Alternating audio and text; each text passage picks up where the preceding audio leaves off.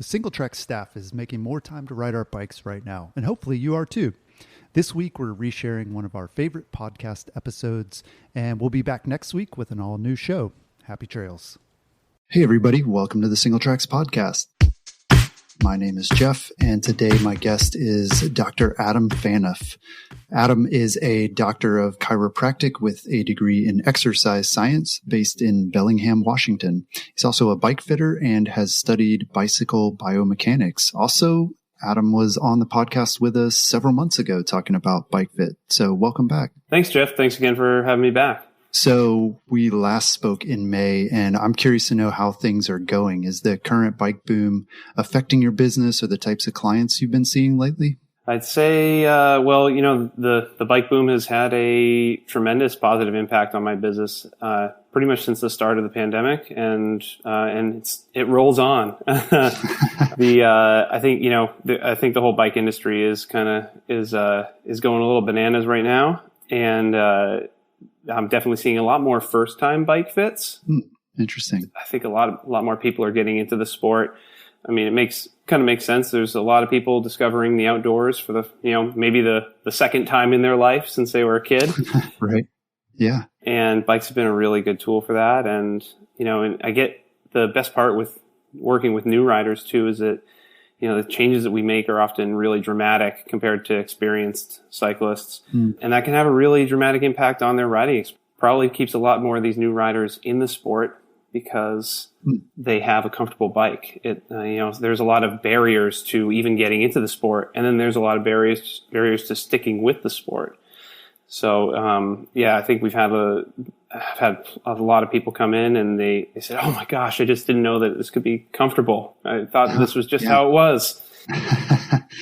And then they're even more stoked on riding, which gets me stoked. And it's really, even from a trail advocacy standpoint, it's beneficial for all these new riders to be sticking with the sport. The more people we have representing mountain biking, the better mountain biking is going to be represented in advocacy efforts. And I know, people say it clogs up the trails a little more, but, we're not getting more trails unless we have more support and more people backing mountain biking. So I think that in the long run that all these new riders they're beneficial to have for the sport. We need that new blood. Yeah. Definitely a positive perspective. And I wonder the same thing about all these people getting into the sport right now and wondering whether they'll stick around. And it sounds like, you're able to at least help one part of that. Like one of the excuses why people might not continue is like, oh, it's uncomfortable. Never mind that like it takes a lot of time. And, as other stuff opens back up, people might, get out of the habit of riding. But that's cool to hear. Are you seeing people too that are riding more often than they had before? Like maybe people who can work from home now. And so, they have that commute time freed up. And so they're riding more, but then maybe getting like more overuse type of injuries. Yeah, absolutely. Getting a lot more people increasing their riding volume throughout the week. With the advent of a lot of people working remotely. Yeah. And so all those small discrepancies in their bike fit become a lot more prominent the more they ride. Right. So if they were just getting out for a quick 45 minutes, a few days a week, it wasn't really enough to precipitate the small changes that would need to be made with their fit. So, definitely brings those small items to the surface once they start riding a lot more. Definitely. Yeah. Interesting. Well, one of the like kind of general pieces of wisdom that a lot of us have heard, maybe people who aren't even bikers or they're new bikers, is you hear a lot that cycling is like a low impact exercise that you can do, especially when compared to other activities like jogging. I want to know, is that generally true? Like, is cycling really low impact, or are there some caveats to that statement? Aside from traumatic injuries and certain injuries that are associated with mountain biking in particular, I'd say that it's generally true. Cycling is a non-weight bearing form of exercise. It's low impact. It's easy on the joints, easy on muscles and tendons. But I know, with the low impact nature of cycling, it does have its benefits in that respect, but it can also have its drawbacks. doesn't load muscles and tendons to the same degree as running or traditional ball sports, but it also doesn't load your bones very much. Right. Yeah, and that has bone density implications over time, over the long haul. So for those who aren't familiar with that, essentially, we accrue about 90% of our peak bone mass early in life, somewhere around age 18 to 20. So by the time you're about 20 years old, you're almost done accruing bone mass, and then it slowly deteriorates, or I guess that's a bad word for it, but it slowly decreases over time. And so as we age, we gradually lose bone density, but there are ways that we can manage that diminishing bone mass.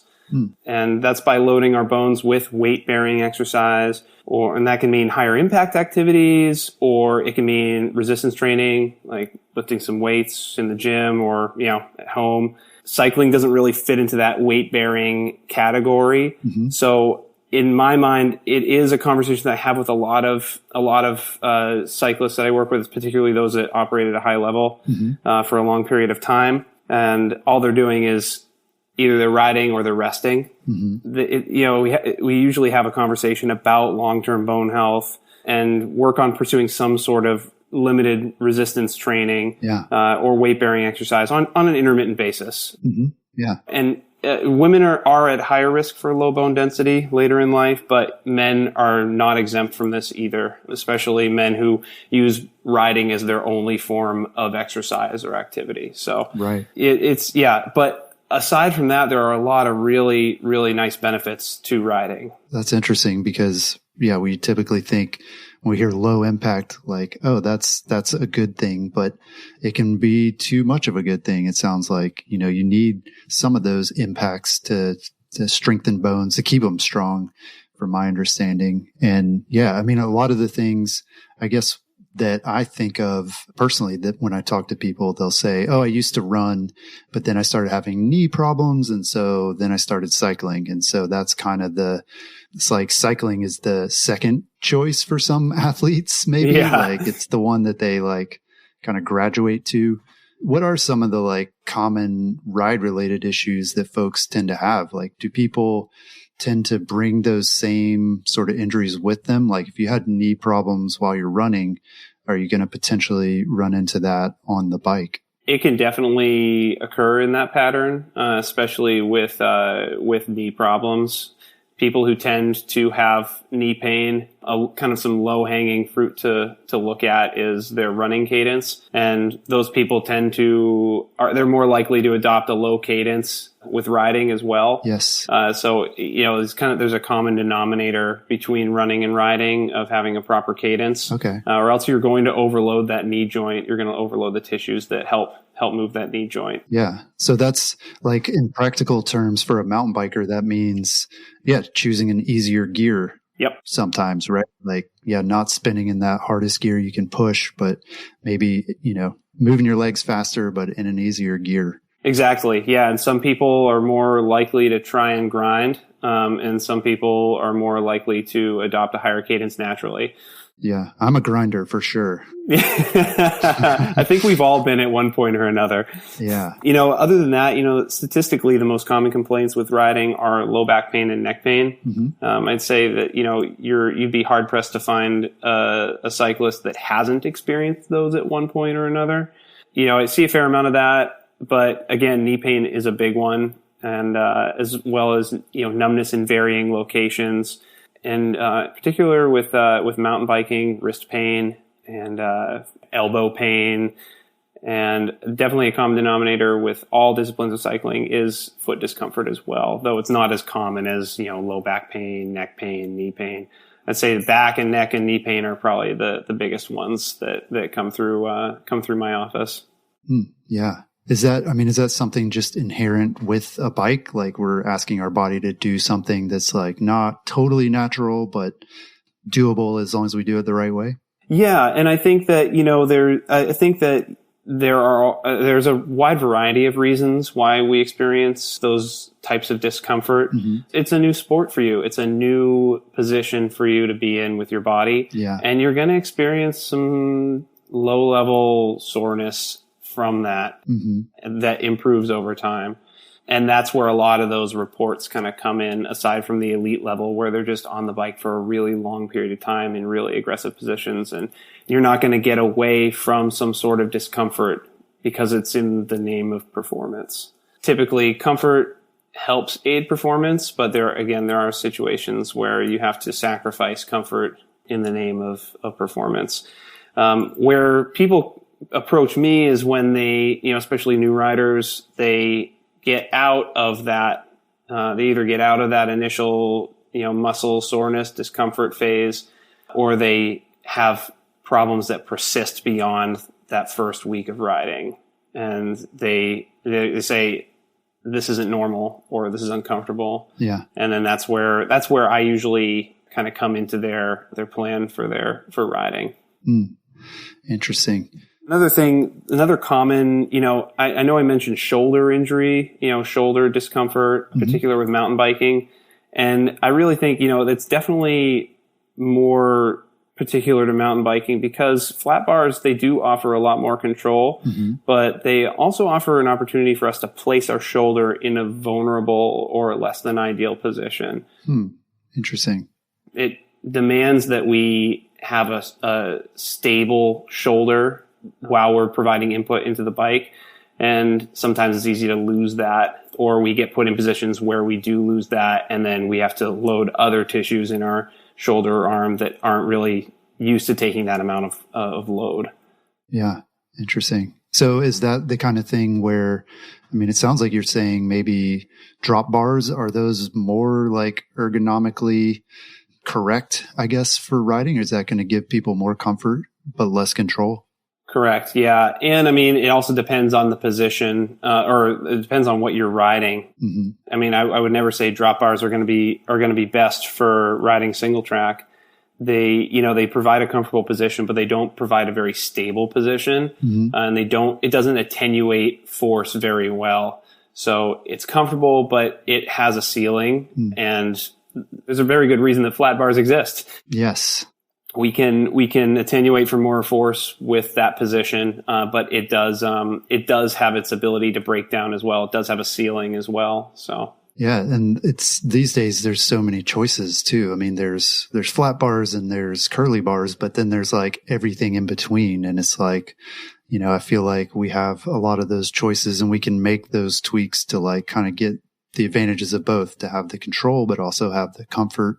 Another product that comes to mind when talking about that is like oval chain rings. And that's something that, at least to me, has been sold as a way to reduce knee pain, also potentially to like get a little more power, which I don't know if that's true or if people agree with that, but I'm curious to hear your opinion about like what oval chain rings are good for, and basically how do they work?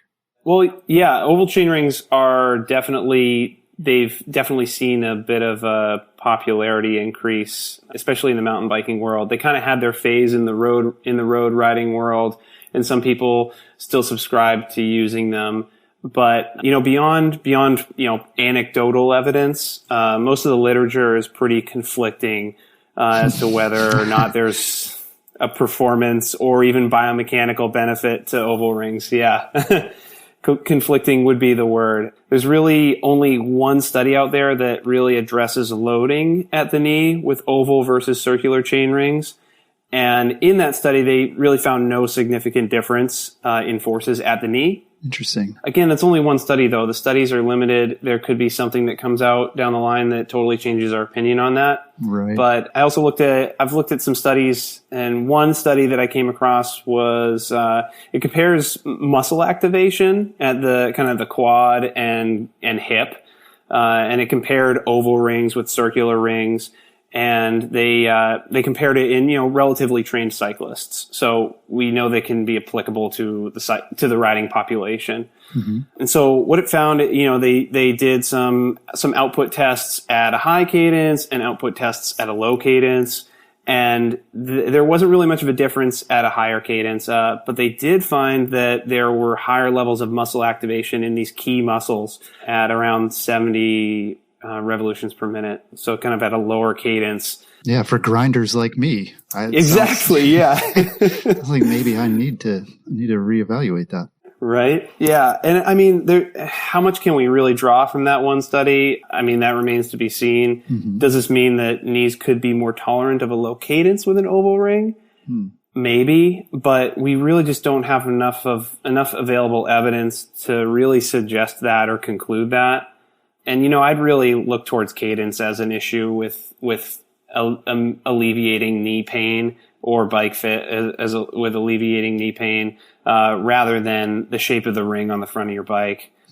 Interesting. Yeah. I mean, and I guess I'm kind of minimalist. I like to use what we have in front of us and make it work with that. Mm-hmm. But that's just kind of how I do things. And that's, some people, they like to buy gear, and if it makes a difference for them, whether it's placebo or not, going to be happy with that too. I mean, right. And there were a couple other studies that I've seen in the past that, they like compared like actual changes in biomechanics with varying oval ring options. 'Cause there's not just one shape of oval ring out there, and there's a bunch of different options out there. They all are varying degrees of ovality, I guess. Right. Yes. Some of them look more like an oval, and some of them look a lot closer to a circle. Asymmetric being one of those, like the more aggressive ones as far as brands go. And so anyway, there really wasn't a statistically significant difference with oval versus circular, as far as how your body moves and how joint angles change through pedal stroke. Yeah. Except with the most aggressive oval rings, like the asymmetric ring. Okay. I'm not being paid by Asymmetric to mention them, but they're just one of the most aggressive brands out there. And again, oval rings, they don't always have, in the mountain biking world, we can get away with it because we have really good ways of managing chain tension, and a lot of us are running one by at this point. So we don't really have to worry about changing a front derailleur around. But in the road cycling world, those more aggressive oval rings, they're not really feasible to use in a road racing scenario, where you are switching between two front rings. You can have chain drop, and, especially, I mean, that's why you don't really see it at the elite level, very often, is because it's unreliable with shifting. And I think in general, I just think, as far as all the studies go, there hasn't been much shown to prove any dramatic benefit between the two. And I think, when you look at the elite level, if oval rings were dramatically better than a circular ring, there would be a lot of people using it at the highest level. Right. It would be across the board, and we also have to look at, when we are looking at studies in general, we have to look at who's funding the research. We have to, to determine if there is some bias. I mean, you could have a company that funds a study, and they want to find something that says oval rings are the best thing ever. And as far as, like that argument of power output, or that thought, it might improve your power a little bit. Some of the things, sometimes we see a little bit of, people who do use power meters. Sometimes the power meter isn't calibrated for the oval ring itself. Oh, interesting. And so, without calibrating your power meter, you will see up to a 4% bump in power output, but it's really just your power meter not being able to read it effectively. Oh, okay. Yeah. And I mean, there's a lot of people in town here that I know that do use oval rings on their mountain bike, and they feel it provides a more even power through the pedal stroke. And so the argument is that, you'll have better traction in technical climbing. Right. There really isn't any evidence to back that up at this time, but I'm not going to steer someone away from an oval ring if they have that sensation and they like it and it works for them. Yeah. And concurrently, I'm not going to suggest someone go out and buy an oval ring if they have a perfectly good circular ring on their bike. Right. Right. Yeah. If they have a strong interest in trying it out, I'm not going to say no, but I'm not going to claim that you need an oval ring to be the best mountain biker you can be, or to have a good time on your mountain bike. Right. Or prevent pain on your mountain bike. Yeah. Well, I mean, the whole point of this is not to pick on oval chain rings too. And I feel like that was a perfect example of like so many things on our bikes, and where there's the first part of it, which is some people have tried it and it works for them and they like it, and that's it. Like, good for them. They can go off and do it. And then there's the other side of, there's research and there's science behind this. And there's even a lot of tried and true things, like you said, like the round chain ring. Like, it's been around a long time and nobody's been able to really improve on it in a lot of ways. And so, like, the truth maybe is kind of in the middle. Exactly. On a lot of these things. And, it's like mullet bikes and all kinds of other debates that we have outside of even bike fit. Is it good or bad? Well, it's kind of in the eye of the beholder in a lot of ways. It's true. I mean, and when it comes down to it, if you like the way it feels and you're having fun, I think that is the core mountain biking right there. So again, I don't really take a hard stance on oval chain rings because a lot of people like them, and some people, they like what they have in a circular chain ring. And then there is one little thing with oval chain rings, and there was a study that I read a while back, and it talked about sprint performance, and they did find some benefit with an oval ring with sprinting. So, for all you BMX track racers out there, yeah. But I mean, there again, just because the research doesn't exist now doesn't mean that it won't in the future.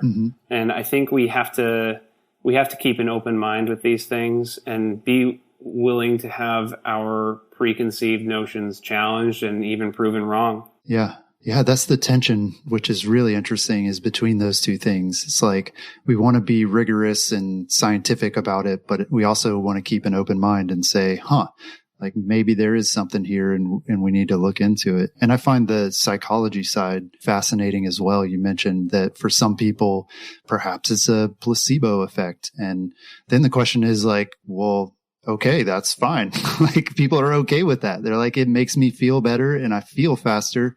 So that's pretty much makes me faster. And so, when we talk about these studies and we really try to explain it, maybe we're ruining the magic. Could be. Yeah. I mean, it's kind of the same thing where if you like what you look at in the garage, you're more likely to get out and ride it and be happy riding it. So, I mean, if you like the color of your bike and it makes you feel fast, then it might be faster than if it was a bike you don't even like looking at. I mean, there's so much to it. And I think that the enjoyment and stoke factor does come into play with a lot of things. Yeah. Well, I'm going to get sort of selfish with this next question and say that I test a lot of different bikes, a lot of different mountain bikes throughout the year. And with each new bike that I test, there's often kind of this early period with the new bike where it feels uncomfortable to me in one way or another. Usually, though, it kind of goes away after several rides. So I guess I'm getting used to the bike, or like the discomfort disappears. Like, is that normal for people to have this kind of like breaking in period with a new bike where their body kind of adapts to the bike? I would say it depends, but in short, yes, there can be a little bit of an adaptation period. So when you hop on a new bike, it's not going to be, unless it's the exact same bike as your old bike and you're on a crash replacement or something like that. Yeah. The geometry of the bike is going to be different. Your reach numbers are going to be different. Your position relative to, or kind of the position of your body relative to the location of certain key components on the bike is going to be different.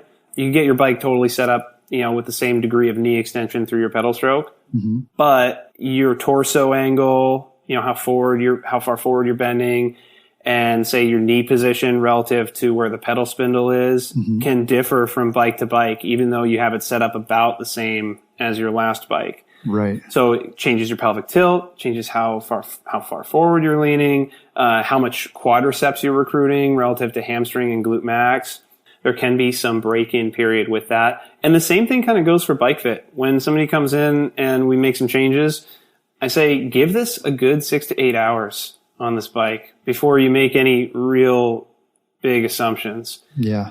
6 to 8 hours of ride time, I guess you're saying. Yep, 6 to 8 hours. Yep. Yeah. Not 68, but 6 to 8. That'd be a long time on the bike. Not just like go home and think about it over the afternoon. Like, right. Yeah. Go out, put in some saddle time.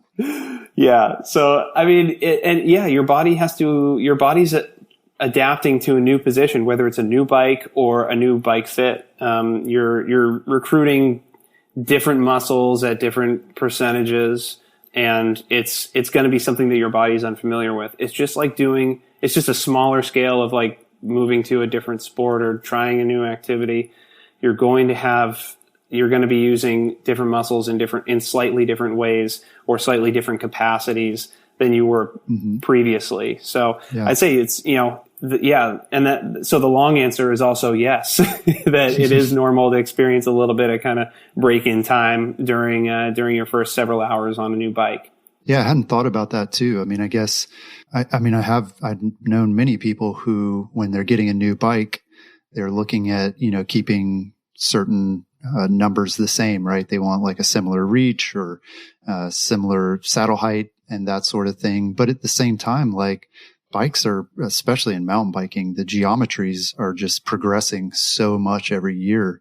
And so, maybe you have a Santa Cruz tall boy and it fits you great and you're used to riding it. You've been riding it for years. And then you're ready to get the latest model and it's going to be different. I mean, it's going to have different reach. It's going to have a lot of things about it that your body's going to have to adapt to. So how do you know when it's like too much, when the bike is really just like not the right fit for you? Yeah, I think that 6 to 8 hour mark is a really good indicator as to whether something is going to persist or not. Okay. If it's a theme beyond that, first 1 to 2 weeks of riding, then it's probably going to stick around for a while. Yeah, it's highly unlikely that that's going to change unless you change something. And it's not necessarily, again, like, the way that I see it is it's not necessarily a problem with you or your biomechanics. It's just the bike is not matched to your biomechanics. It's not matched to how you move, not matched to your strengths, your flexibility. And it doesn't mean you need to get a new bike, but it does mean that either this bike is different than your last bike and we can't do everything the same way as the last bike. Right. Or means we need to make a few tweaks. Yeah. And I imagine the tweaks are going to be some combination of like tweaking your form, like the way you're sitting on the bike or the way that you're moving your body, or they're going to be modifying the bike, get like different width of handlebar or different stem or that sort of thing, right?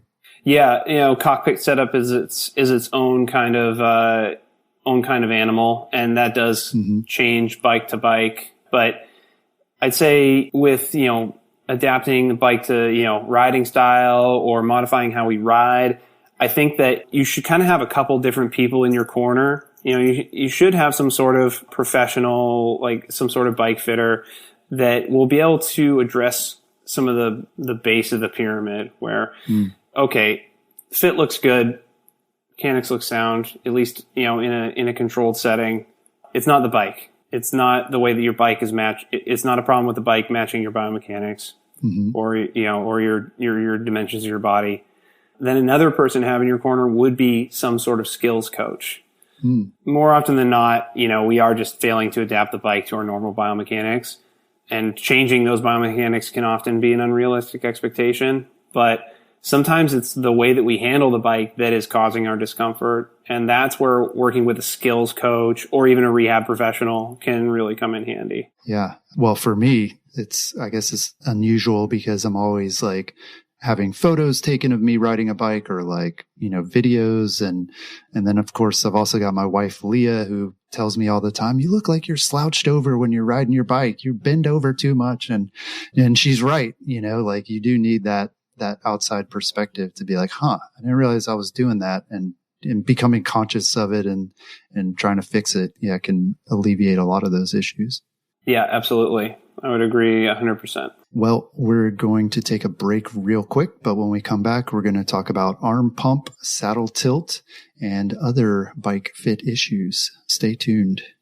Jewelry isn't a gift you give just once. It's a way to remind your loved one of a beautiful moment every time they see it. Blue Nile can help you find the gift that says how you feel and says it beautifully, with expert guidance and a wide assortment of jewelry of the highest quality at the best price. Go to BlueNile.com and experience the convenience of shopping Blue Nile, the original online jeweler since 1999. That's BlueNile.com to find the perfect jewelry gift for any occasion. BlueNile.com.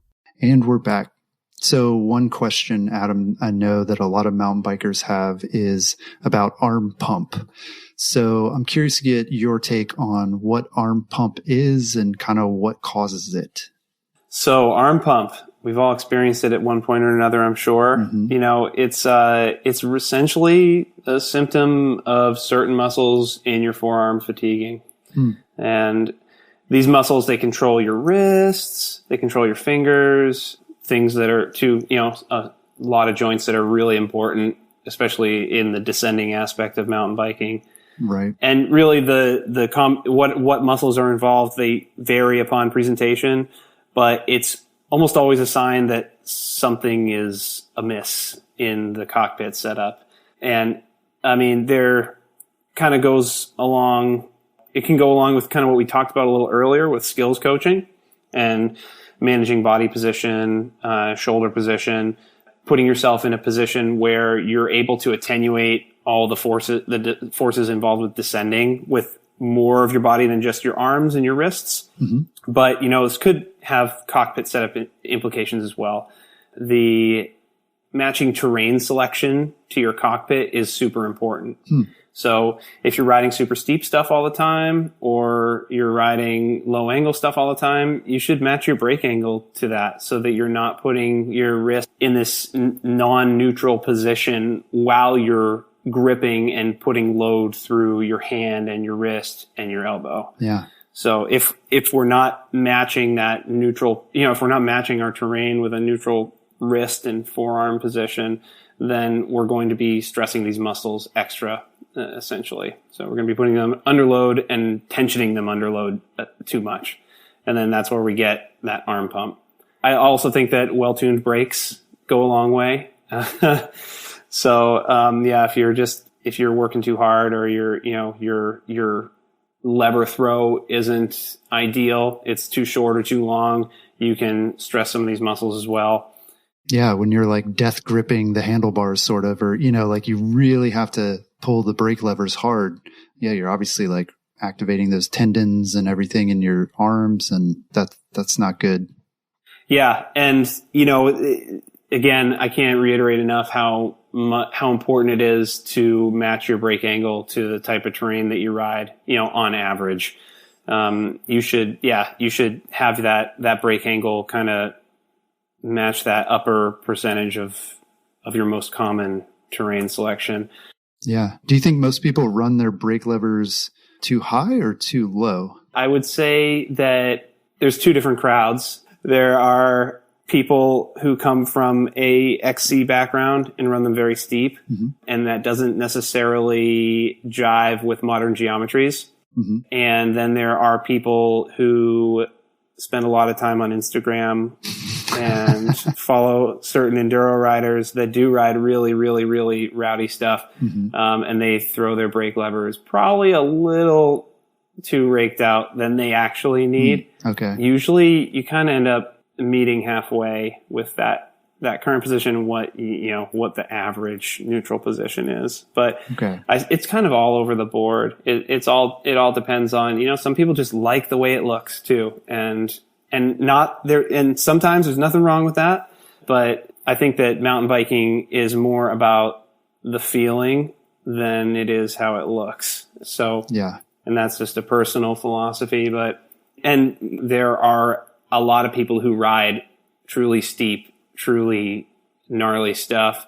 And mm-hmm. that's part of having an honest conversation about terrain selection and knowing, as a bike fitter, knowing what trails are in town and knowing what they look like and understanding the needs of each rider. Yeah, it's good too. I mean, when you started off describing arm pump, you mentioned how it's fatigue, it's muscle fatigue. And I think we've all felt that. We can recognize that.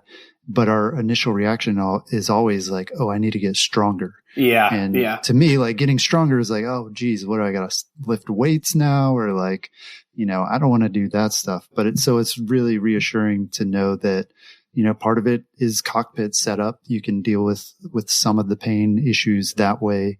And then also, just how you're kind of holding onto the bike and how your shoulders and arms and everything are kind of connected to that. And you can alleviate it that way as well. Exactly. I can't stress enough how important skills coaching is and how beneficial it can be for the average rider. Even just a little bit of time with a skills coach can go such a long way. Yeah. Because, you can have your bike set up totally ideal for what you typically ride. But if you're not putting your body in the right position in the moment, then it's kind of a moot point. Mm-hmm. And I would also say that if you're doing a really, really, really long descent, your arms are going to be tired at the end. Mm-hmm. I mean, it's especially a really long, steep, or chattery descent. We have to have some reasonable expectations for how you're going to feel at the bottom. I mean, right. Yeah. Right. Nobody feels fresh after 3,000 or 4,000 feet of descending. So yes, this is normal. Good. Yes.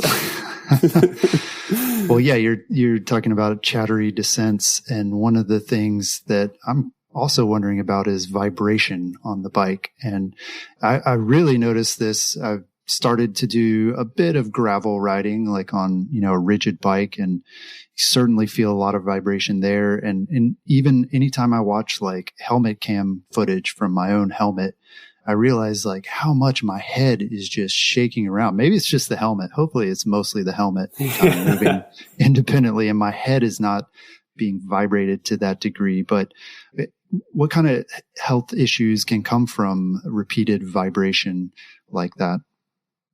Well, yeah, certainly muscle fatigue, like we were talking about. Excessive vibration fatigues muscles, and then it causes us, after we, fatigue those muscles, we rely on something called passive stability, which is ligaments, joints, things that are not muscle or tendon, essentially. And then numbness can also occur too. I don't know if you've ever used like a trimmer or anything. I was just going to say that leaf blower. Oh my goodness. Like you hold one of those handheld ones after, like 10 or 15 minutes. Yeah. You just can't even feel your arm anymore. Yeah, exactly. Yeah. Your muscles and nerves will be shot for a little bit of time. So, yeah. And the higher the frequency of the vibration, the quicker that fatigue factor occurs. So, you see this a lot more in like cyclocross and especially gravel applications, because you're running a rigid bike, and in gravel, you're riding for hours at a time, and you're really relying solely on tire pressure and muscles and joints to handle all the forces that are coming through. Yeah. So are things like, it sounds like it's definitely more noticeable on a gravel bike where you don't have suspension. So can things that aren't suspension, like maybe a suspension stem or like a suspension seat post, are those legitimate? A lot of times as mountain bikers, we kind of scoff at those and say like, that's silly. That doesn't work. But in terms of comfort, like, can it work? Does it work? Yes, it can definitely work. I don't think that it's for everybody. And I think that the technology has definitely come a long way over the last decade. I think there's a lot more out there. The, suspension stems and seat posts, they're a good way to kind of take some of the chatter out, handle some of those forces, especially I think they can pay dividends longer, into the ride, as you get later and later into a long ride. And again, it's also what kind of gravel roads you're looking to ride. If you're riding a lot of washboard, you'll probably be very happy that you did it. But, not all that technology is created equal. Some stuff is better than others. Some of it is, gives you a better, just kind of takes some of the chatter out, like some of the spring oriented stuff. It takes some of that chatter out.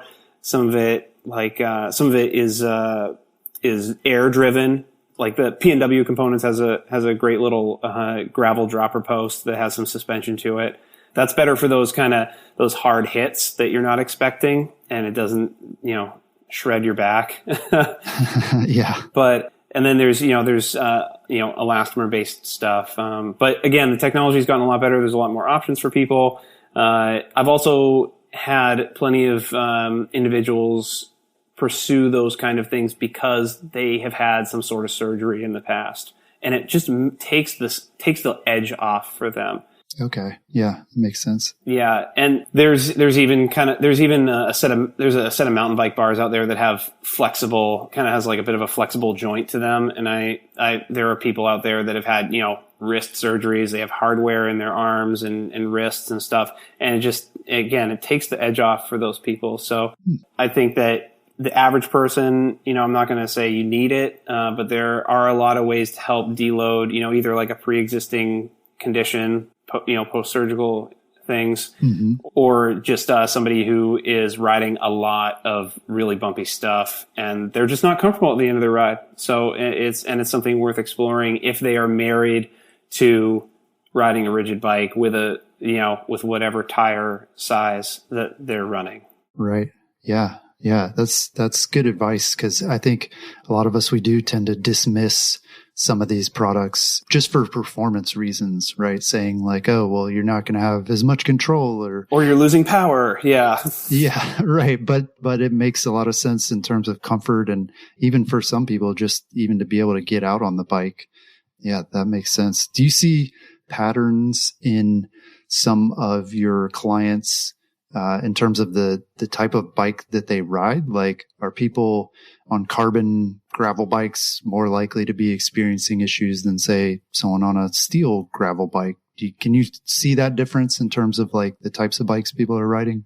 I haven't seen any trends personally. That is a really good question, though. I think I see more of a trend with people running lower volume tires and having a little bit more discomfort. So making the leap to a higher volume tire can be a great way to add a little bit more of that plushness to your ride. Yeah. That and tire selection comes into play too. I mean, really, when you're working with a gravel bike, the tire and wheel has a lot of impact on your experience. Yeah. You can be bouncing around on a 32C tire if you want, but it's, there's a lot of benefit to that higher volume tire if you are looking for comfort. Yeah, I'm glad you said that. You cleared up a lot for me. I hear gravel people talking all the time about their tire size. It's a big topic of conversation. And it's always like, well, what's the biggest tire you can fit in your frame? Yeah. And so now I know it's because they're in pain and they're like, can I get a bigger tire, please? Yeah. Yeah. I'd say my sweet spot personally is around a 47C for general gravel riding. Oh, wow. Yeah, that sounds big.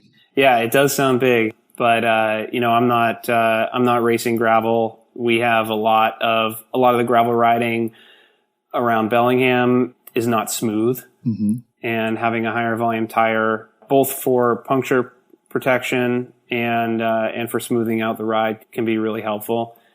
So it really, again, it's not, I do not claim that it is the fastest setup, but it is comfortable and hasn't stranded me yet. So yeah.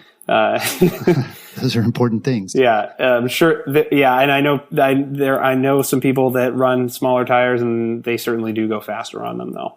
Yeah, it's all about trade-offs. Exactly. I was about to say that. Yeah, it's you're making a compromise one way or the other. Yeah. Well, one other question I have is about how bike fit changes, if at all, for us based on the type of riding we're doing. So one example for a lot of mountain bikers is like, we have our trail bike that we ride, sort of during the week or maybe on the weekends for a couple hours at a time. Would the same bike fit for that sort of trail bike work for longer riding, like say bike packing? When people come in for a bike fit, do you fit all their bikes at once, or are they able to kind of translate that between their different bikes?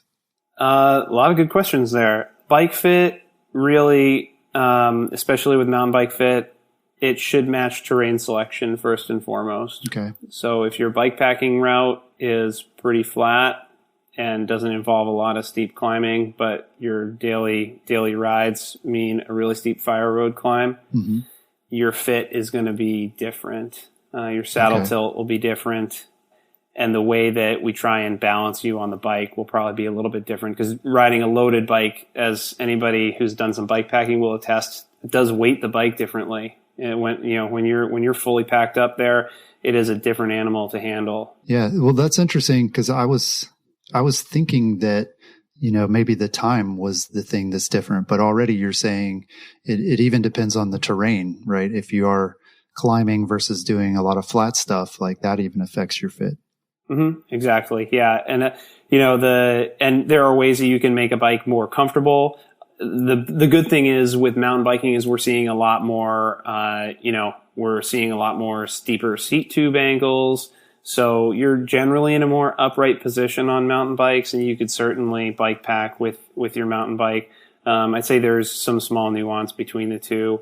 But yeah, again, you don't want to be on a bike that's meant for aggressive climbing and then go out for, a flatter route on it where you're spending lots of time fighting a saddle tilt that's not going to support you. Yeah. So things even like saddle height, that seems to be like kind of a basic thing in terms of bike fit. Is that going to be the same between all these different bikes that people are going to have set up?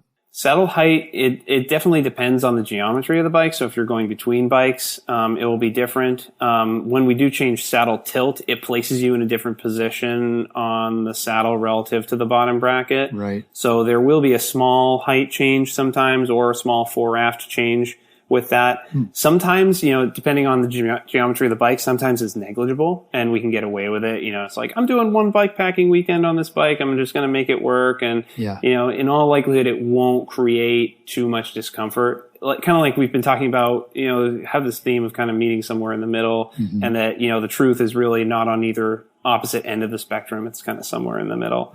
Probably get away with it in a lot of cases, but going from bike to bike, transferring measurements can get a little tricky because geometries do change, and that changes the position of your body relative to certain key components of the bike. Right.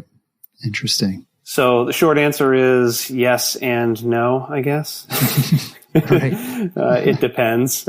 Yeah, definitely. Well, yeah, you mentioned saddle tilt, and that's one that, I don't know, I feel like for most people, there's just sort of this rule of thumb, a lot of us just eyeball it, right? Like when we're setting up a new bike or we change saddles. And particularly for mountain biking, I'm curious if the saddle tilt, like the thinking on that, has it changed with dropper posts in terms of now you only have your saddle set up for climbing. For descending, you really don't care what the angle is or any of that, right? So how do you kind of dial in that saddle tilt? Exactly. So it's definitely important to have a conversation with the individual before you even begin the bike fitting process. Or I guess that is the beginning of the bike fitting process is having a conversation. Yeah. And understanding where they're riding, what they're riding. Are they riding undulating terrain, a lot of flatter or undulating terrain where they're pedaling through a lot of low angle terrain, I guess, so to say? Or are they essentially going up the steepest fire road in town, steepest logging road in town, and then riding down something? So having that will help set expectations for saddle tilt during the fitting session.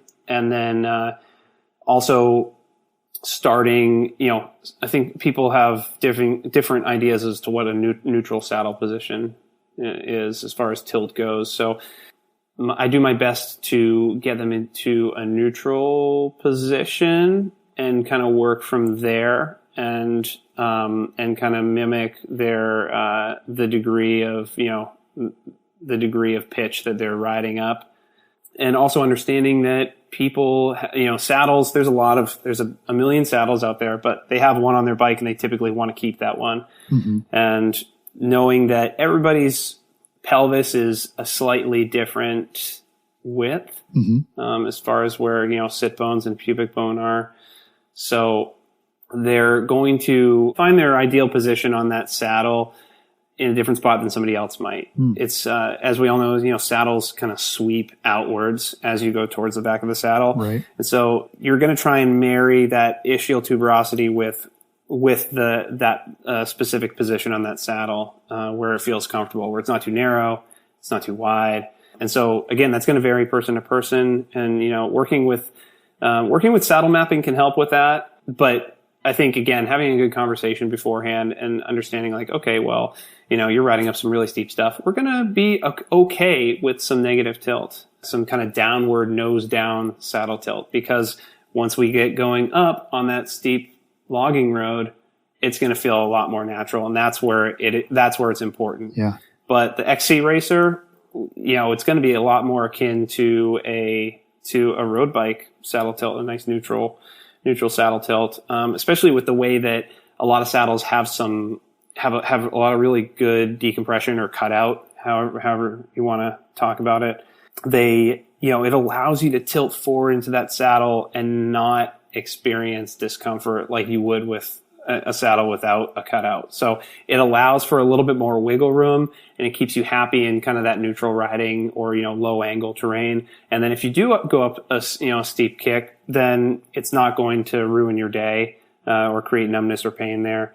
But if all you do is ride up steep stuff, then we can afford to have a little bit of a negative saddle tilt.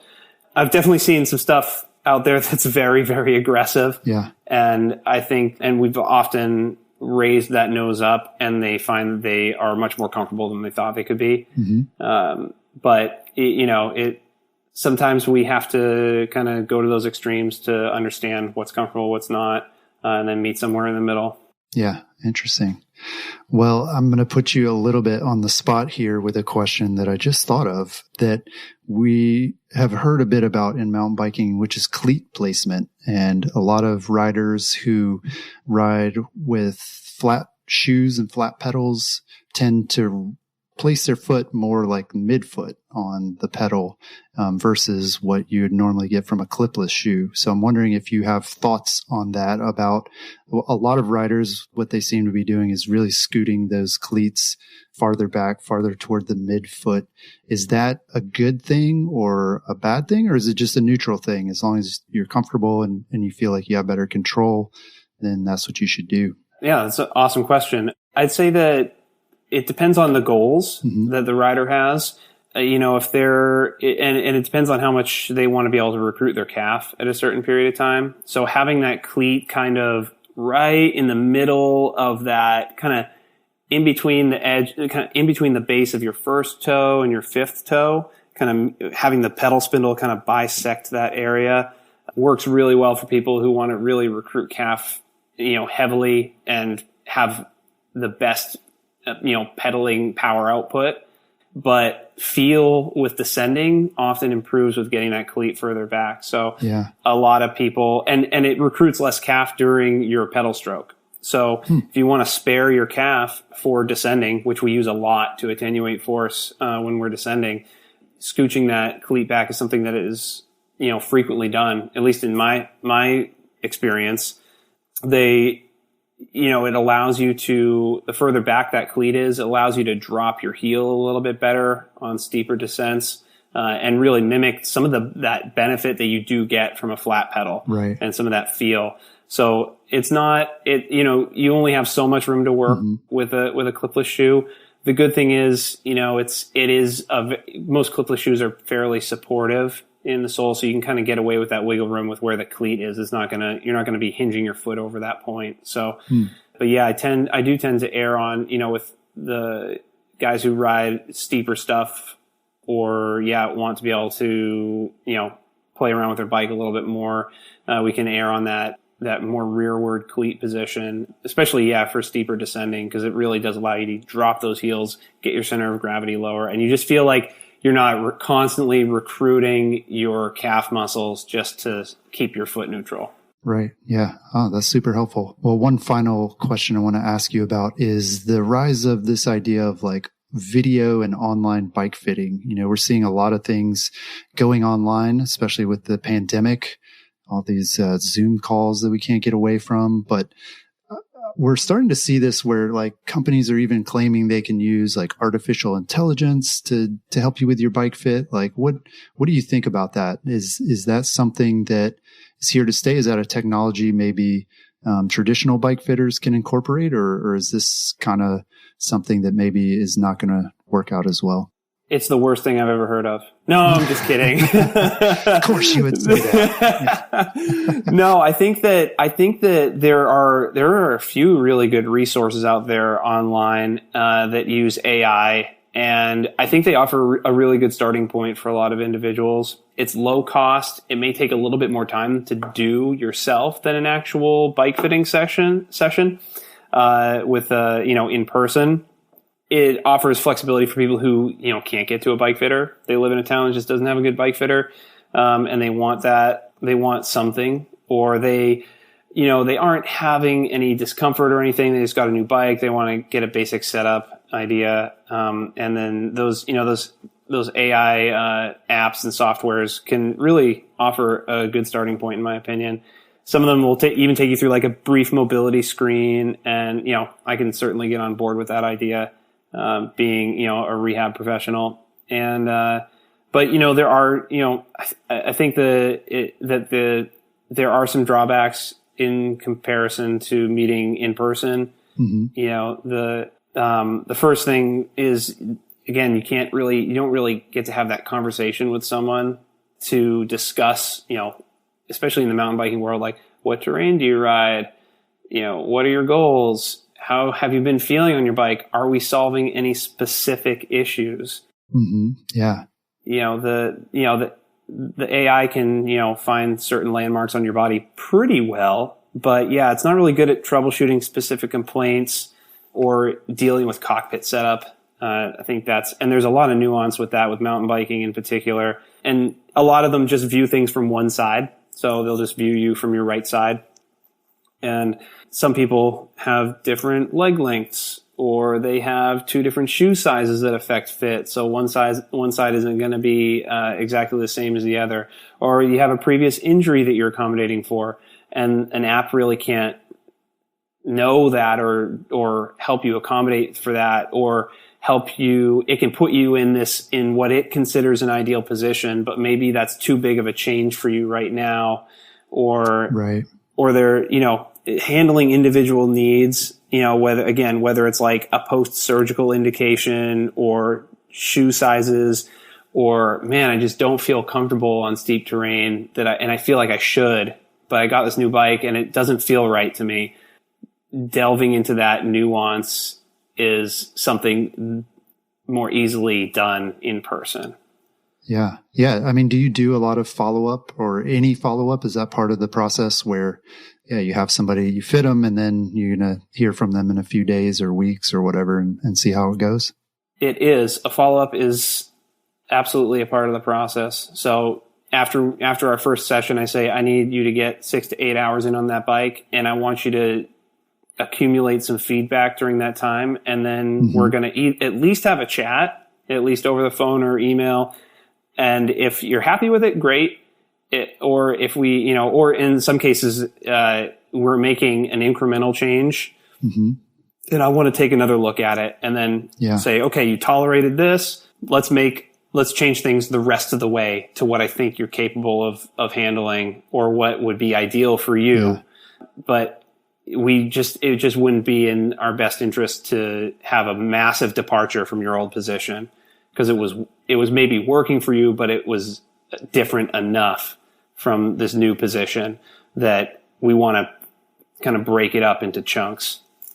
Yeah, that makes sense. Yeah, you can't really give the algorithm the feedback and say, ow, this still hurts. And it's like, well, I don't know what else to do. I told you how to do it. Right. Yeah. Yeah. It's like, my foot's numb. Well, your knee angle looks really good. Yeah, so it all looks fine to me. So I don't know. Yeah. But it does offer some good, it takes care of a lot of that low hanging fruit with joint angles, and doing a pretty good job with matching a basic mobility screen with joint angles. Yeah.